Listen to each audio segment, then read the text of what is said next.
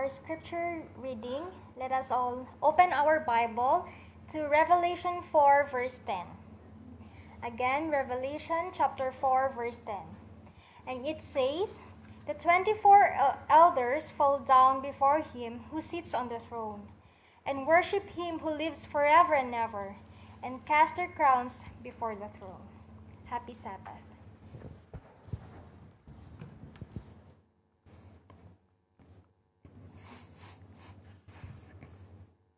Happy Sabbath mga kapatid. Good to see many of you, beautiful people of God. And nagpapasalamat tayo sa Panginoon because things are getting better in Singapore.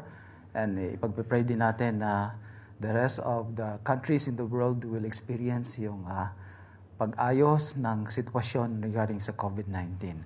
Magandang hapon po sa lahat ng ating mga kapatid at mga kaibigan na online ngayon, about 100 of you. We praise the Lord that you have joined us sa ating afternoon worship service. Ngayong hapon mga kapatid, we will be focusing our studies sa Revelation chapter 5. Last week ay inaral natin ang Revelation chapter 4 and now we are moving into the book of Revelation chapter 5. And this will be a brief survey ng book of Revelation. This will not be a proper, thorough study ng details ng buong book of Revelation, but I'll be able to highlight to you several of the things sa Revelation. Now, this is very important in order for you to finally understand Revelation chapter 6, chapter 7, and chapter 8. Sapagkat itong mga susunod na mga chapters na ito talks about the seals. Yung 7 seals, familiar kayo, di ba? And understanding itong Revelation chapter 5, kung saan binuksan ng Panginoong Jesus yung book that is sealed. At kada bukas ng seal, 1 seal, 2 seal, 3 seal, 4 seals, hanggang yung 7 seals, ay merong mga events na nangyayari. This is the background, this is the platform to properly understand what will happen next sa chapter 6, chapter 7, and chapter 8.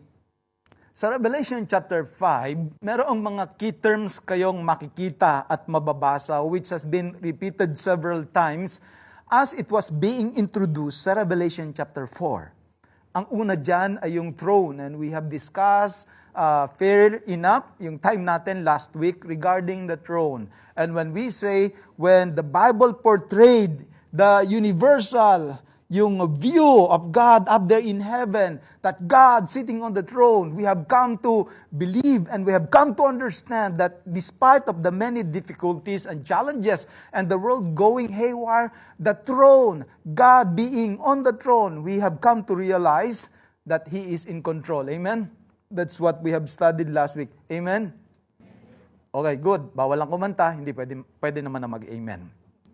So, sa Revelation chapter 4 and Revelation chapter 5, yung key terms dyan ay yung throne. Makikita nyo din na repeatedly ay binabanggit sa chapter 4 and chapter 5 yung at the right hand sa context ng throne. At nandun din word na the lion from the tribe of Judah and the shoot of David. Lahat ito mga kapatid ko, these are technical terms sa Revelation chapter 4 and chapter 5 that connects Jesus to the promised Messiah, the King of Kings. These are not accidental na naroon yung throne, the right hand, the lion from the tribe of Judah, the shoot of David, because everybody mga kapatid during that time sa Israel were anticipating the one who will come as the root of David, the lion from the tribe of Judah. They are expecting the king that will liberate them from the oppression ng mga occupants sa Israel at saka dun sa Jerusalem, mga minamahal na mga kapatid. And here, yun palang expectation nila is heavenly expectation. Meaning, ang ginawa ng Panginoon, what they are expecting, yung establishment ng earthly rule sa lupa ay naroon sa langit, mga minamahal na mga kapatid. So these are very important to take note so that you will remember chapter 4 and chapter 5 talks about the enthronement of Jesus Christ, the King of Kings up there in heaven. And He is the fulfillment of the promised Messiah. Let me show you mga kapatid ko. Yung wordings ng Revelation chapter 4 and chapter 5 are actually reminiscent. Yung mga terms na ginagamit sa kanya are actually very familiar during their time because yung description ng nangyayari sa chapter 4 at chapter 5 ay coronation ng king. So yung chapter 4 and chapter 5 ng book of Revelation is actually being reported na Jesus Christ is being crowned as king, mga kapatid. And we will read some of that. Una, makikita nyo, yung Old Testament coronation of kings, mga kapatid, there are 3 parts. And makikita nyo din yan na present sa Revelation chapter 4 and Revelation chapter 5. Para doon sa mga hindi sumali doon sa Revelation class natin, maraming mga wordings sa Book of Revelations are actually reminiscence ng wordings sa Old Testament. Meaning, gumagamit ng mga symbolisms na nasa Old Testament upang mas maunawaan nila yung ginagamit na mga figure doon sa Revelation sa New Testament. So, in order for you to better understand ang book ng Revelation, we go back to the Old Testament sapagkat ganun yung setup niya, yung setting niya. Sa Old Testament, mga kapatid ko, particularly sa 2 Kings chapter 11 at Deuteronomy chapter 17 verses 18 to 20, may 3 parts kapag ka may bagong king sa Israel. Number 1 ay yung tinatawag na temple coronations, kung saan mga minamahal na mga kapatid doon sa temple of God, kagaya ng nangyari kay Solomon, dinala doon yung king, kung saan yung king doon was prayed for, he was anointed, at inilagay sa kanya yung emblems, yung royal emblems, which are the crown, at saka yung tinatawag natin na scepter. Kung nakapanood kayo ng, I believe some of you are watching yung documentary series na which is somehow related, but sabi nila hindi naman talaga related, but somehow mystified, yung The Crown sa Netflix, ganon. Nung may coronation, yung queen, ay several na may mga emblems na ginagamit, like yung the putting of the crown, pagkatapos yung emblems, the sitting on the throne, pagkatapos yung parade or yung procession na tinatawag. Yun yung first part. Yung temple is on the house of God. Doon muna pupunta ang king, mga kapatid ko. And this has been being described sa Revelation chapter 4 and Revelation chapter 5. Christ on the temple of God. And then yung palace enthronement, mga kapatid. Magmubog kayo yung antura nung bagong halal na king, mga kapatid, newly anointed king, papunta doon sa palace na ginawa ni David. And he will be seated on the throne, and there will be a great celebration of the people. At pag binasa natin yung 2 Kings 11 and verse 20, nagpalakpakan yung mga tao, and they are shouting and rejoicing because officially na-install ang new king. May third thing na very important na papansinin ninyo as you study the book of Revelation at saka yung study of the seals. Pagkatapos niya ng coronation at ma-enthroned, mga kapatid ko, ay bibigay sa kanya yung Book of the Covenant. Yung Book of the Covenant, mga kapatid ko, ay isusulat niya sa simula hanggang matapos, i-rewrite ng king. So that the king will be able to rule justly according doon sa will ng Panginoon sa buong bayan ng Israel. Ang ibig sabihin, yung king mismo ang magsusulat. At pagkatapos niyang isulat yan, mga kapatid, babasahin sa buong bansa ang covenant na ito, mga kapatid ko. At pagkatapos, i-confirm ang covenant na yan sa pamamagitan ng king at saka ng mga tao. You will be able to see several of these narratives or reports sa Old Testament kung saan pagka may bagong king, for instance, si Josiah, mga kapatid ko, binasa yung Book of the Law, mga kapatid ko, at nag-iyakan yung mga tao. Kasi, grabe, ang dami na pala nilang nalabag doon sa Book of the Law. So, yung instating of the king, the installation of the king is actually a prefigure of the King of Kings, which is Jesus Christ. So, lahat ng activities sa Old Testament na pinrescribe ng Panginoon na gagawin, such as yung temple coronation, palace enthronement, and the reading of the Book of the Covenant and the rewriting ng Book of the Covenant are actually the functions of Jesus Christ.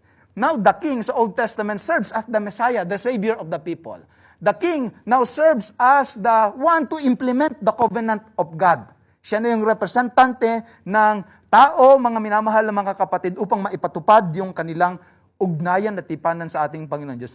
Alam ko nakakaboring ito, pero importante lang din for your information. Para nun, pag binasa niyo yung Revelation chapter 5, medyo alam niyo kung anong nangyayari. Pag binasa nyo ang Deuteronomy 17, mga kapatid ko, verse 18, sample ito ng coronation at saka ng enthronement. Also it shall be, when he sits on the throne of his kingdom, that he shall write for himself a copy of this law in a book from the one before the priests, the Levites. And it shall be with him, and he shall read it all the days of his life, that he may learn to fear the Lord of his God, and be careful to observe all the words of this law and these statutes, that his heart may not be lifted above his brethren, that he may not turn aside from the commandment to the right hand or to the left, and that he may prolong his days in his kingdom, he and his children in the midst of Israel. So ito na ang final act ng newly enthroned, installed king, mga kapatid ko. Yung pagbubukas ng covenant. Yan, babalik tayo sa Revelation chapter 5. Pagpunta nyo, mga kapatid ko, dun sa Revelation chapter 5, nang inilabas yung book, mga kapatid, walang makapagbukas ng seal niya. And to the point na umiyak, humagulhol itong si John, sapagkat walang makapagbubukas noong mga minamahal natin kapatid, nung covenant book na nandoon sa langit, mga kapatid ko. The possession of the covenant book and the ability to open and read it demonstrated the king's right to rule. Sino ang mag-ahari dito sa ating sanglibutan for eternity? And John was weeping because he understood, alam niya ang context ng Israel. Kung hindi mabubuksan ang covenant book at walang babasa nito, mga minamahal na mga kapatid, ang ibig sabihin na forfeit, na forgo ang tipan ng Diyos sa sanglibutan. That's in effect ang ibig sabihin nun, which is why he was weeping. He was not being dramatic. He understood the implication and the impact of no one was able to open, mga minamahal na kapatid, ng book. Ngayon, sa Revelation 19 verse 16, we know that Jesus Christ is the one who he has on his robe and on his thigh a name written, King of Kings and Lord of Lords. So doon sa Revelation chapter 5, Jesus Christ is now introduced as the King of Kings and the Lord of Lords. So siya lang yung mga minamahal na mga kapatid. Sabi sa 5:5, babasahin ng mga babae. Ready, get, set, go. But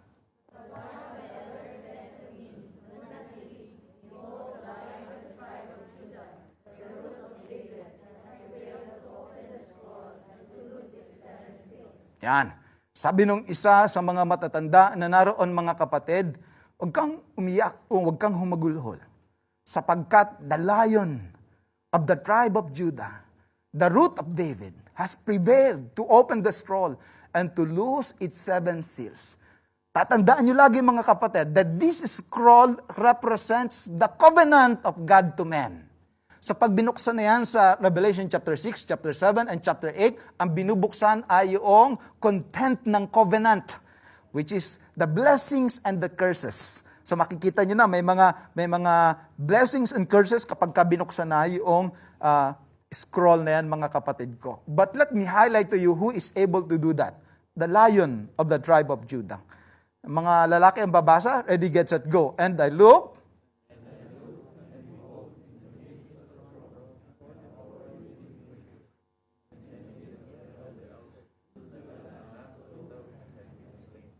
palagi nyo itong babantayan sa Book of Revelation.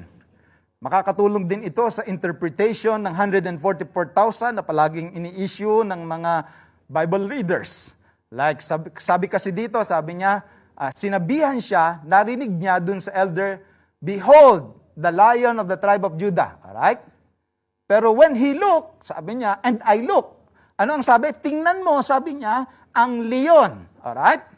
Nang ako'y tumingin, ang sabi niya, and I looked and behold, a lamb, as though it had been slain.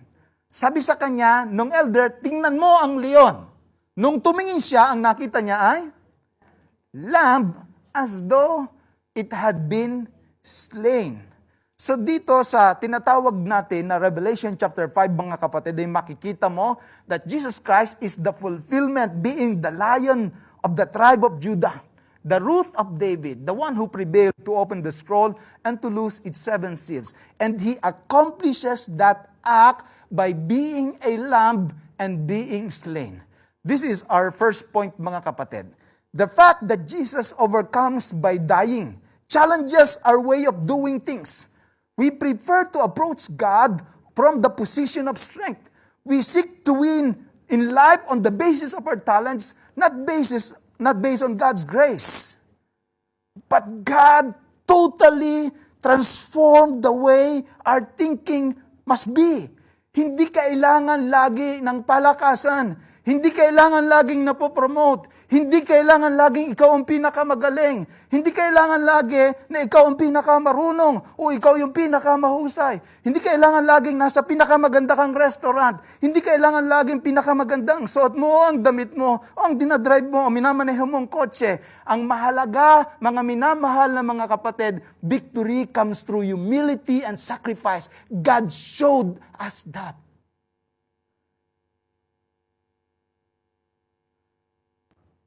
Sabi sa 1 Corinthians 1:27 to 29, but God has chosen the foolish things of the world to put to shame the wise. And God has chosen the weak things of the world to put to shame the things which are mighty, and the base things of the world and the things which are despised. God has chosen and the things which are not to bring to nothing the things that are, that no flesh should glory in His presence.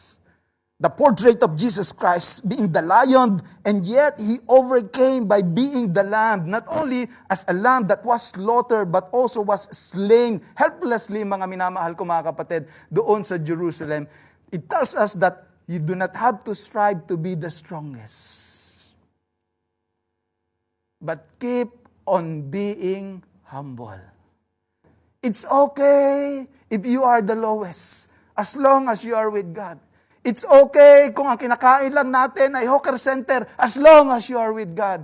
It's okay kung ang pinagsasaluhan natin ay kakarampot as long as you are with God. Sa mata ng Diyos, ang importante sa Kanya ay hindi kung gaano ka kalakas, hindi kung gaano karami ang memorized mong Bible verses, hindi kung gaano ka nagbigay ng ikapu at ng mga handog. Ang importante sa Diyos ay hindi kung gaano ka aktibo sa iyong mga ginagawa. Ang importante sa Kanya, mga minamahal na mga kapatid, sa proseso bang iyon, naging mapagpakumbaba ka at dumipende ka sa Kanya.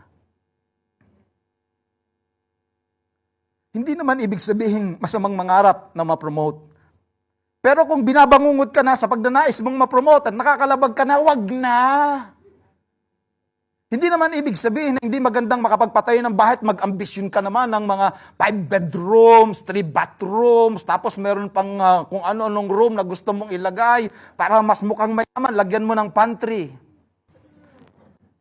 Nang sinasabi ko sa misis ko, wala yung pantry yung bahay natin Tinitigan niya ako ng masama. Pantry ka pa dyan Wake up call. Ano kailangan ng pantry pala, no? Maganda din kung meron. Pero kung dadalhin ka na sa kayabangan, na-promote ka, yumabang ka na. Mas malaki sweldo mo, yumabang ka na. Bago yung cellphone mo, iPhone 13. Max. Yumabang ka. You see, friends, the defeat that makes you humble is way better than the victories you have attained that makes you proud. Di bali na ganyan lang, meron ka, pero humble ka. Kaysa naman dumami ang pagpapala, dumami din ang hangin sa ulo. May mga nagkakahangin sa ulo, hindi naman kayo yan, di ba? Amen? Mag-amen naman kayo ng maganda-ganda. Di bali na yung baro natin medyo luma, mumurahin lang. Ang mahalaga, hindi ka naging mayabang. Mahirap mga kapatid ko, ito mga kapatid ko, ito yung sinasabi ko sa inyo. The fact that Jesus overcomes by dying challenges our way of doing things. We will not always succeed by being strong. We will also succeed by being weak. Pwede din namang mahina ka. Tanggap ka naman ng Diyos kung mahina ka. Tanggap naman ng Diyos kung broken ka. Tanggap naman ng Diyos kung sungki ang ngipin mo. Tanggap ka naman ng Diyos kahit kulot ka. Tanggap ka ng Diyos kahit kasing itim kita. Tanggap ka ng Diyos. Sabihin niyo sa katabi niyo, tanggap ka naman ng Diyos. Huwag ka nang mag-try. Sabihan sa Romans chapter 5, wala ka pang ginagawa, cute na sa'yo si Jesus. Gustong-gusto ka na niya, wala ka pang ginagawa. Hindi ka pa nagsisimba, hindi ka pa nagbabasa ng Bible, hindi ka pa nag-worship, hindi ka pa nag-offering, hindi ka pa nagtatithe, wala ka pang plano. In fact, ang sabi niya, nang nilalabanan mo pa siya, mahal ka na niya. Ano pang gagawin natin? Wala na pa-cutean sa Diyos. Wala ka pang ginagawa, cute ka na sa Diyos. Amen? This life you have to win, not by strength. Your strength, but by the strength of God. Sabihin niyo sa katabi niyo, kaya mo yan. By God's strength. Kasi alam mo, pag hindi nyo narinig to, mas stress kayo sa buhay pananampalataya. Kasi lagi mong nakikita kulang ka. Tapos nasasabi mo sa sarili mo, bad ako ha. Hindi na naman ako nagganito, nagka-fall na naman ako, mistake ko na naman, hindi ko na naman na-represent si Jesus well, mga kapatid ko. The fact that Jesus overcomes by dying challenges our way of doing things, always wanting to strive, always wanting to be the best, always wanting to be on the top, always wanting to be the strongest, the smartest, the prettiest, the wealthiest, and the lahat ng mga S. Pinakamaganda, pinakamalaki ang bahay. Wala namang masama dyan. Pero kapag ang buhay natin ay nawalan ng kababaan. Alam mo, kung mayroong isang mahalagang ipinapaalala sa atin ang Kapaskuhan at pagkapanganak ng ating Panginoong Jesucristo is humility. Isipin mo, Diyos ka, pinanganak ka sa sabsaban. Buti nga yung mga ginagawa nilang mga Belen ngayon, magaganda na, may ilaw pa, may spotlight pa, parang disco na, ganyan. Pero yung talagang original na pinanganakan kay Jesus, parang kuweba siya, mga kapatid. Alam mo na, walang decoration yun. Totoo yung mga nandoon na mga hayop, mabaho yun, walang ligo yun. Tsaka may pupu doon, talagang may mga langaw-langaw doon. Yung Diyos walang arte. Sa Diyos, hindi importante kung walang-wala ka. Siya, meron pa siya. Sa Diyos, hindi importante kung down na down ka na, malakas siya, kaya kanyang iangat. The moment na ma-realize natin na ang kalakasan natin ay galing sa Kanya, napapalapit tayo sa Kanya. The moment na ma-realize mo, kaya ka lang malakas dahil sa Kanya. Hindi dahil nagsikap ka, hindi dahil nagpakabait ka, kundi dahil malakas siya. Kaya humble lang. Gustong-gusto ko yung kanta na, if there be any praise, let it goes to Calvary. To God be the glory. Ibabalik lahat sa Kanya, mga kapatid. Then, mga kapatid, makikita mo na sa Revelation chapter 5, this will be our second point. Meron doon, mga kapatid ko, na kumakanta. In fact, Revelation chapter 4 and Revelation chapter 5, makikita nyo na, ang daming kinakanta nila. Yung glory to God, praise be unto God, the highest, ganyan. Blessed be the Lamb, He's worthy to receive honor and power and glory because He has created all things, ganyan. Tapos nandito din sa 4:11, nagsimula ang kantahan sa Revelation 4:8. Yung 4 living creatures, 4 lang silang kumakanta sa langit. Tapos, sumunod yung 24 elders. Ilan na sila? Ang galing, Hood. 4 plus 24, 28 nga naman. Good, tama yan. 28 na sila. Kumakanta din sila, mga minamahal na mga kapatid. When you read chapter 4, verse 11. Tapos, sumunod na sa chapter 5, verses 9 and 10, mga kapatid ko, nag-combine na sila, yung 4 living creatures at saka yung 24 elders. Sabi nila, worthy is the Lamb, because He was slain. And He has ransomed us from the foundation of the world. The Lamb who died from the foundation of the world. Yun yung kanta nila. Holy, holy, holy, mga kapatid. Yung kanta nila sa verses 5, 9, 10, and 11. May kumanta pang sumunod, mga kapatid, sa 5 verse 12. Yung 4 living creatures. Kasama na nila yung 24 elders. Hindi na din nakapigil ang lahat ng angels doon sa langit. 10,000 times 10,000s and thousands of thousands. O ilan na yan? 4 plus 24 plus 10,000 times 10,000. Hindi ko na alam bilangin niya, Ninong, kasi alam mo, 100 lang yung pera natin . Pagka 1,000 na, yung misis ko na nagbibilang kasi kailangan na ng calculator. Dumami na. And they were all singing, if you will be reading Revelation chapter 5, verse 12, sabi niya, blessed be the Lamb that was slain, because He died for us, He ransomed us from all our sins, and He redeemed all people from every tribe, nation, tongue, and people, ganyan, na tayo ay binili ng Lamb, mga kapatid ko. Magugulat kayo sa 5:13. Hindi sila nasiyahan. Mula sa 4 living creatures, sa 24 elders, nag-join na sila, nag-choir na sila June. Pagkatapos naki-join sa choir nila June, yung 1,000, 10,000, times 10,000, and thousands of thousands. June, tingnan mo nangyari sa 5:13. And every creature which is in heaven, and on the earth, and under the earth, and such as are in the sea, and all that are in them declares their praises unto the Lord, to the one who sits on the throne, and to the Lamb. And all the voices sings their praises to the one who sits on the throne and on the Lamb. Lahat na, pati mga kapatid ko, yung mga nasa ilalim ng tubig, pati yung mga nasa dagat, pati yung mga nasa lupa, yung mga kabayo, yung mga baka, yung mga tupa, lahat ng may buhay at may hininga. Sabi ni Steve Green, let everything that breath declares their truest praise for God and God alone. Ito ang point. Anong point natin dyan, Pastor? Ganyan pala sa langit. Ito ang point. You are ready to join the heavenly host when you decide to abandon complaining and start praising. Pwede ka na sa langit. Pwede ka nang pumasok sa langit kapag ka nagpasya ka nang i-abandon ang pagrereklamo at magsimulang magpuri sa ating Panginoong Diyos. Alam mo, maraming irereklamo sa buhay. Pag mainit, reklamo.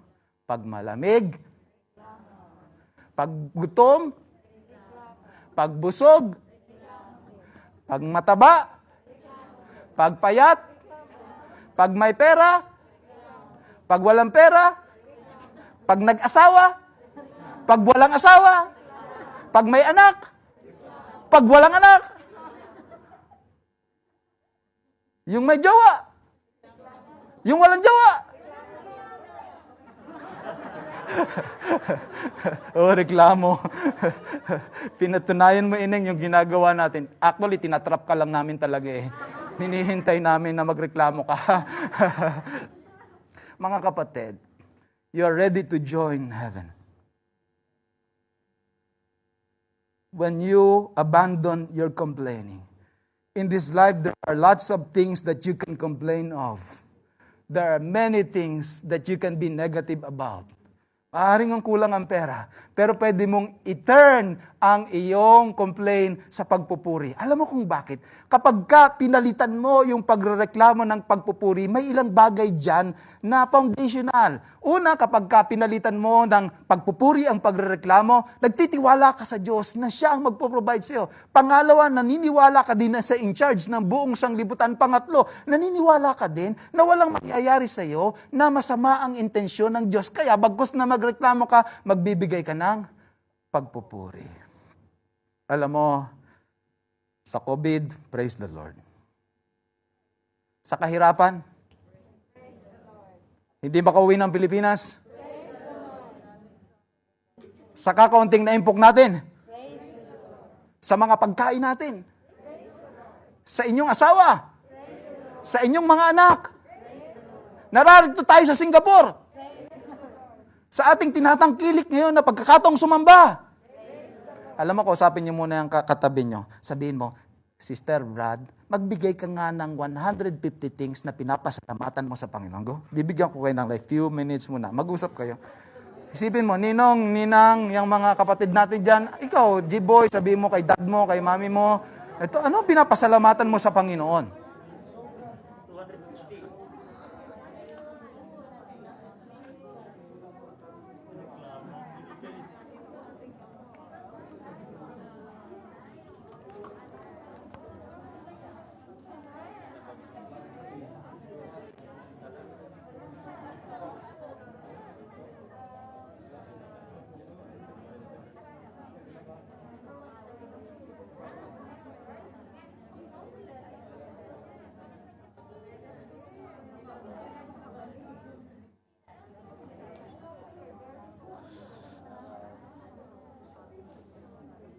Mamaya habang umuwi kayo, yan ang pag-usapan nyo sa bus, sa MRT.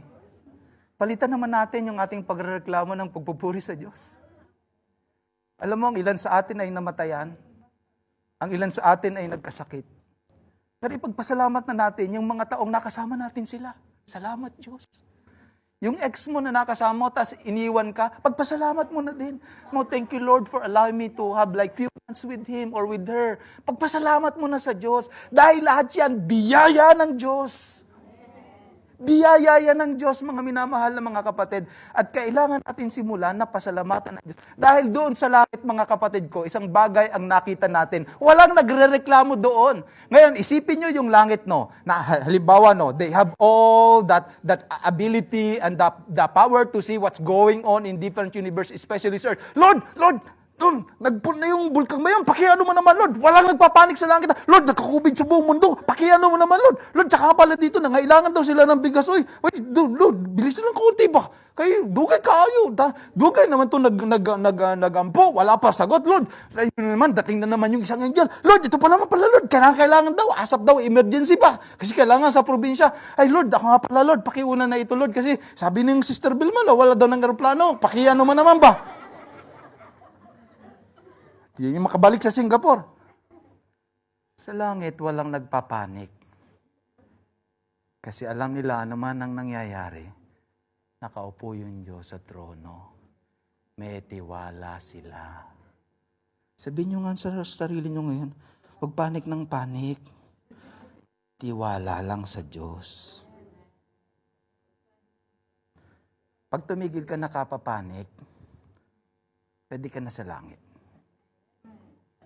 Alam mo, papasok ka ng Diyos sa langit, napanik ka ng panik. Lord, ang ako mga ginigano. Okay, naunsa man na ako mga Lord. Ako mga bata, Lord, Lord, kaayo. Ay, magugulo yung langit. Sa langit, ang mga taong marunong magpurit, magtiwala lang sa Ama. May tiwala sa Ama. Kayo naman mga magulang kagaya ko, mga kapatid, no. Yung anak mo, titiyakin mo na uunahin mo yung gatas Bago ang lahat di ba? Bago ka bibili ng gasol, anong uunahin mo? Bigas muna. Kung paano mo isasaing yung bahala na, basta may bigas. Alam nga nang uunahin mo yung gasol? Wala kang lulutuin, sabi ng ninang, inuna mo yung gasol. Yung Ama, kayo lagi ang inuuna. Dahil kayo'y mga anak niya. Hindi kayo anak ng unggoy. Hindi din kayo anak ng bato. Kayo ay anak ng makapangyarihan sa lahat. Huwag panik. Alam ko minsan parang nabibitin, naaalangan, parang nakukulangan. Para lang yon. Pero tama yung kanyang panahon lagi. Sakto lagi. Tama ba? Sakto lagi. Kasi kung ibinigay sa iyo ng maaga, baka magkaproblema ka. Kung ibinigay naman sa iyo ng sobrang late, baka wala ka na. Sobrang late na. Sakto-sakto lang lagi. Aywan ko sa inyo. Ako na may matanda-tanda na ng kaunti. Dahil maputi na yung buhok ko. Aywan ko kung kinulayan nyo lang yun sa inyo. Pero isang bagay ang na-realize natin diyo, no? Ang Panginoon, sakto lagi. Sakto. Sakto. Hindi naman sobra-sobra. Hindi din kulang. Pati yung kulang, kailangan mo din kakatulong din sa'yo. Makadiet ka din ng kaunti pag kinulang ka. Pero sakto lang lagi ibigay niya. Hindi naman siya nagpapabaya. Mga kapatid, an attitude of gratitude changes your latitude. Simulan naman natin magpasalamat sa ating Panginoong Diyos sapagkat ganyan ang kanilang ginagawa. At the heart of this worship in chapter 5 is a focus first on God's mighty act of creation and then on the ultimate act of God in the death and resurrection of Jesus, redeeming all humanity in Him. Kaya pala nagpupuri. Ang pinakamahalaga sa Kanya, ang Diyos ang manlilikha at ang Diyos din ang manunubos. And lastly, sa Revelation chapter 5, siya din yung magbibigay sa atin ng trono daw. We will reign with Him forever, mga minamahal na mga kapatid. Sa third part natin, and as we end, yung 24 elders, sabi sa Revelation 4:10, fall down before Him who sits on the throne and worship Him who lives forever and ever. And cast their crowns before the throne, saying, worthy is the Lamb.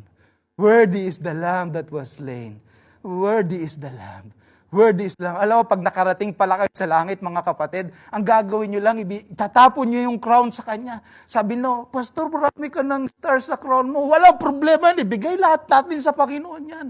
Ang mahalaga, pag naroon ka na pala, tatanggalin mo na lahat ng pride mo. Tatanggalin mo na lahat ng self-accomplishment mo. Tatanggalin mo lahat yon dahil marirealize mo pala, kaya ka nakarating doon. Ano mang meron ka o wala ka, dahil pala sa Kanya. Ilalagay mo pala sa paanan mo ng Panginoong Diyos ang iyong korona sapagkat siya ang karapat-dapat. Alam mo yung korona natin? Sa Greek, Stephanos. The crown of victory. Even our victories that we have attained, ibibigay pala natin sa Diyos because we realize when we get there, we are victorious only because of Him. At kung wala siya, nasaan tayo? Yan. Mga minamahal na mga kapatid, we always thought na si Samson malakas. Tama? Samson, sabi natin, the strongest man on earth. Pero may ipapapansin ako sa inyo sa narrative kay Samson. Every time na may gagawin siyang malakas na bagay, kagaya nito, nasa Judges 13:24, mga kapatid ko, no? Kung saan siya ay binigyan ng Panginoon ng kalakasan, the Spirit of the Lord began to move upon him. Dito naman sa Judges 14:16, and the Spirit of the Lord came powerfully upon him, and he tore the lion apart. Nung pinagwarat-warat niya ang leon, the Spirit of the Lord came upon him. Isa pa, sa Judges 15:14, then the Spirit of the Lord came mightily upon him, and the ropes that were on his arms came like the flax that is burned with fire. Every time na may ginagawa siyang kamangha-mangha at parang supernatural, mga kapatid, it is because definitely it is supernatural. It is the Spirit of the Lord. Kung wala ang Espiritu ng Panginoon sa kanya, kagaya lang natin siya. Hindi siya makabuhat ng isang, toniladang bigas talaga, ninong. Siguro kung nag-exercise siya, nag-gym yan, kagaya ni Dion, siguro mga isang sakong bigas lang din, kagaya lang din natin. And Samson has to realize, as all of us has to realize, kung meron tayong kalakasan ay hindi dahil tayo ay malakas, kundi yung Diyos natin ang malakas. Kung meron tayong karunungan, hindi dahil talagang nag-aral tayong maigi, kundi yung Diyos ang nagbigay sa atin ng katalinuhan sa mga decision makings natin sa ating mga buhay, mga minamahal na mga kapatid. Your victories are because of Jesus. Your strength is because of Jesus. Your success is for the glory of Jesus. Your story is for the glory of Jesus Christ. And you are here, you are alive, only because of Jesus Christ. And so, yung Revelation chapter 4 and chapter 5, nagre-remind sa atin ang lahat ng papuri sa Diyos. Nasaan tayo? Kagaya ni John the Baptist. Nang dumating na yung kanyang pinsan ni Jesus, sabi niya doon sa mga alagad niya, and I must decrease, and He must increase. Baguhin na natin ang profile ng ating mga conversation mula ngayon habang papasok na ang 2021. Hayaan niyong ang conversation natin ay tungkol sa Diyos, sa kagalingan ng Diyos, sa kalakasan ng Diyos, sa milagrong ginawa ng Diyos, sa proteksyon na ginawa ng Diyos sa ating mga buhay, mga minamahal na mga kapatid. Sapagkat pag ginagawa mo yan, ito pala ang paghahanda para ikaw ay pumasok at makasama ng mga nasa langit.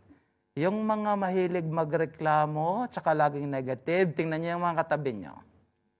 Tingnan niyo lang. Tingnan niyo nga. Yung mga mahilig magreklamo, mga negative, ibang pinaghahandaan yan. Pero yung anuman ang nangyayari sa kanyang buhay, sabi niya lagi, praise the Lord. Kahit anuman ang hirap, sabi niya lagi, praise the Lord. Nagtitiwala siya kasi sa Lord. Alam mo, may isa akong paboritong preacher nung ako estudyante sa AUP. Medyo namatay na siya, si Dr. Kenneth Mulsa.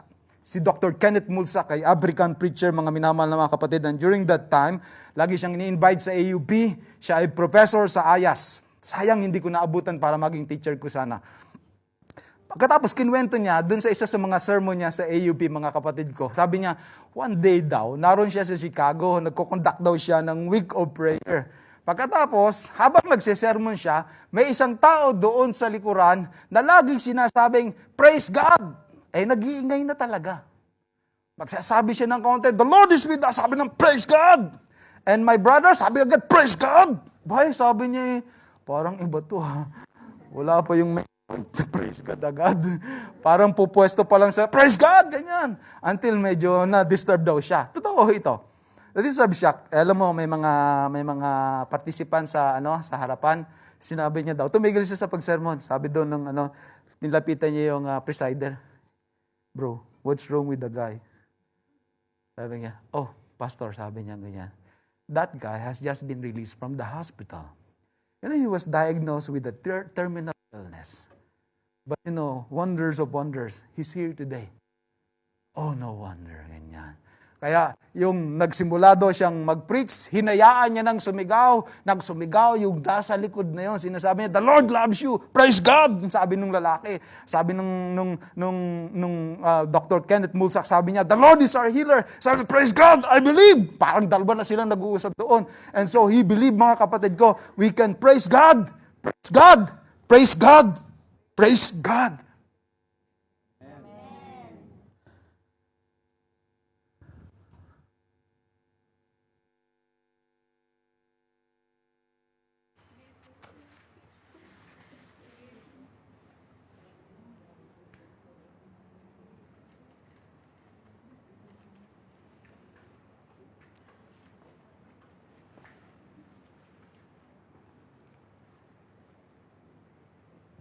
Let us all rise and let's sing, I Love to Tell the Story.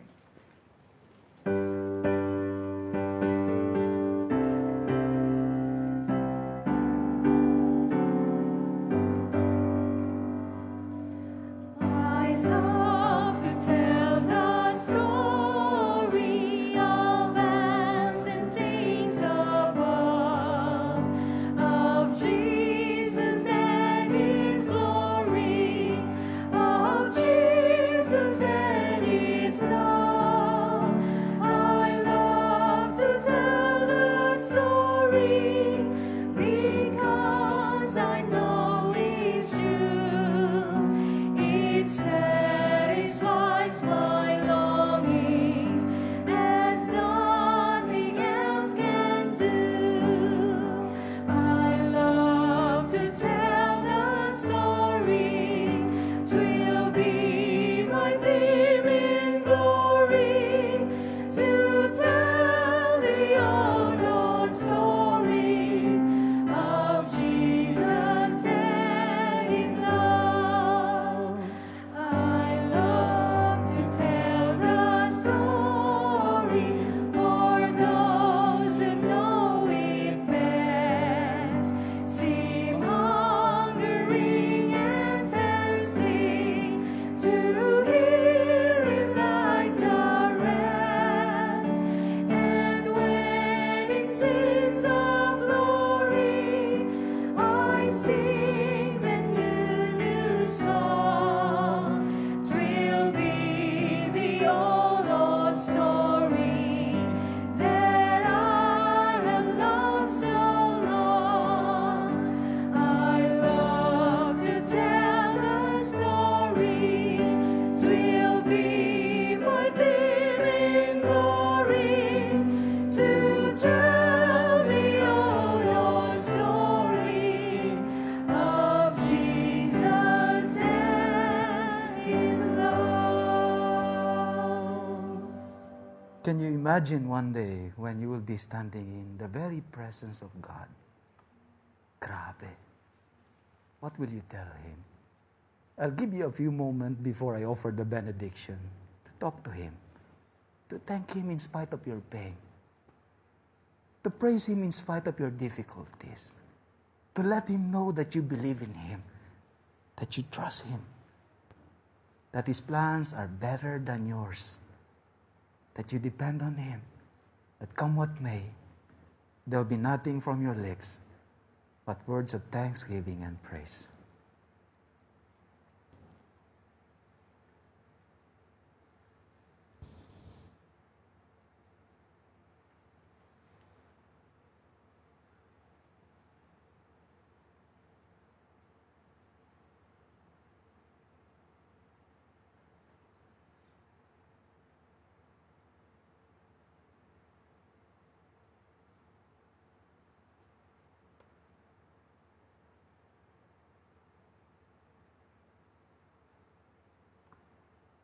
Our Father in heaven, it is but too easy to be lost